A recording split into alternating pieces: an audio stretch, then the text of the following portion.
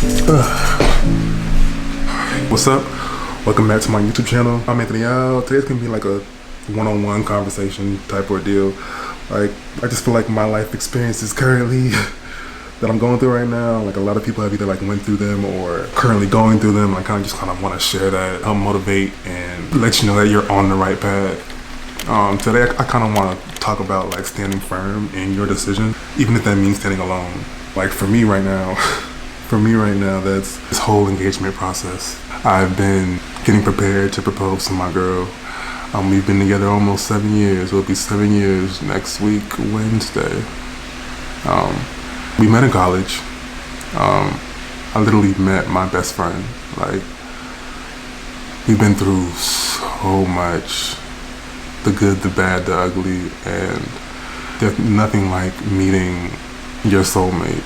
Like, this has been like the happiest 7 years of my entire life.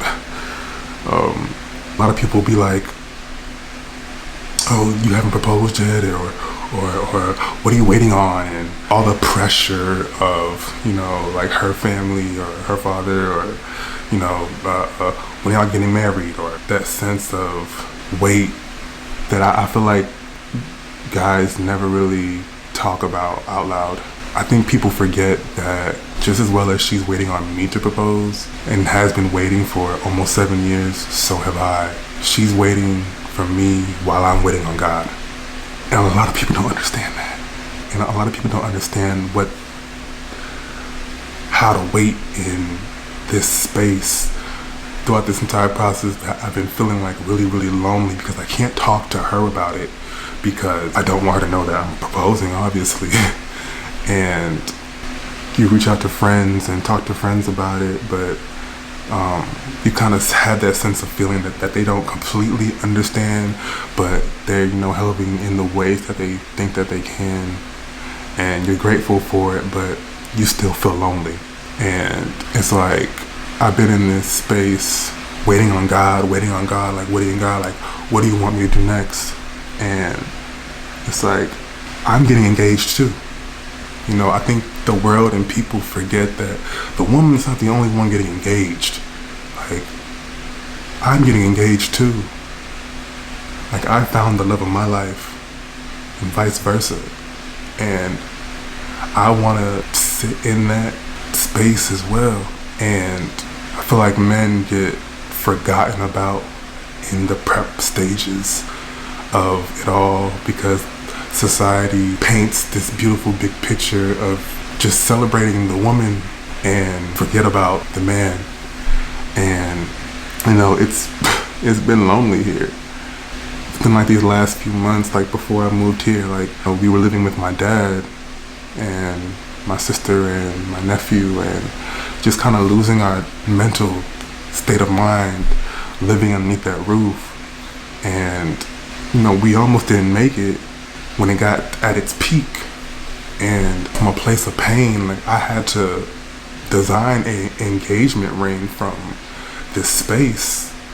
And in that space, you know, I'm in 21 days of prayer and fast, just pressing into God, asking God to just lead me, guide me, lead me, guide me, lead me, guide me. If I can't talk to her about it because she'll know that everything that's going on. And I think people don't understand what it's like waiting on God to move, to take a step.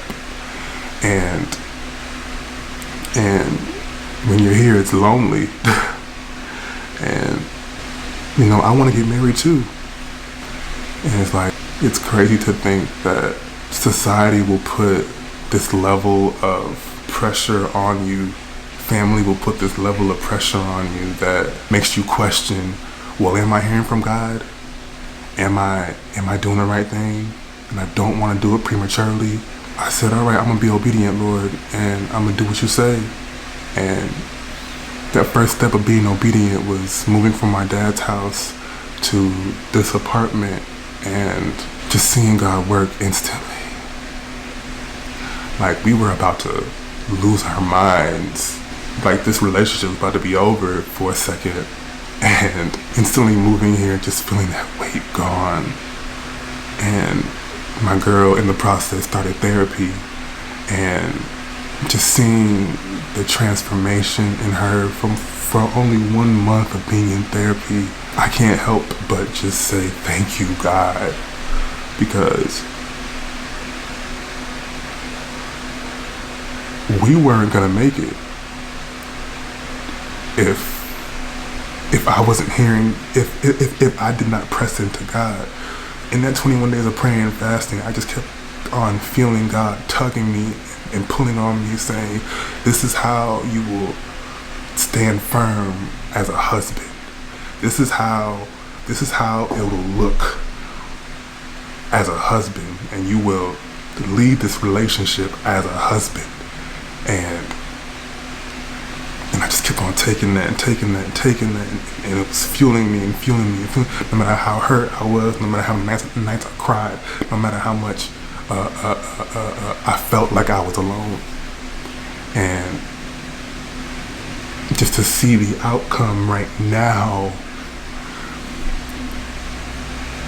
is something that I can't even explain. And yesterday, God finally told me that we're ready. And when I do it, it's up to me. When I do it, it's up to me now. And it's crazy because next week we make 7 years, and the power in the number 7. And so, like, if I can give any advice to anybody, it is stand firm in your decision and be obedient. Like, I don't know where I would be right now if I wasn't obedient. And I get to propose to the love of my life next week. And God is just outdoing himself. So just be obedient, and don't listen to any of the outsiders and their opinions, and do what you know is right and feels right. And if God says wait, you wait. And if he says run, run. All right. Let me out of here. I'm out.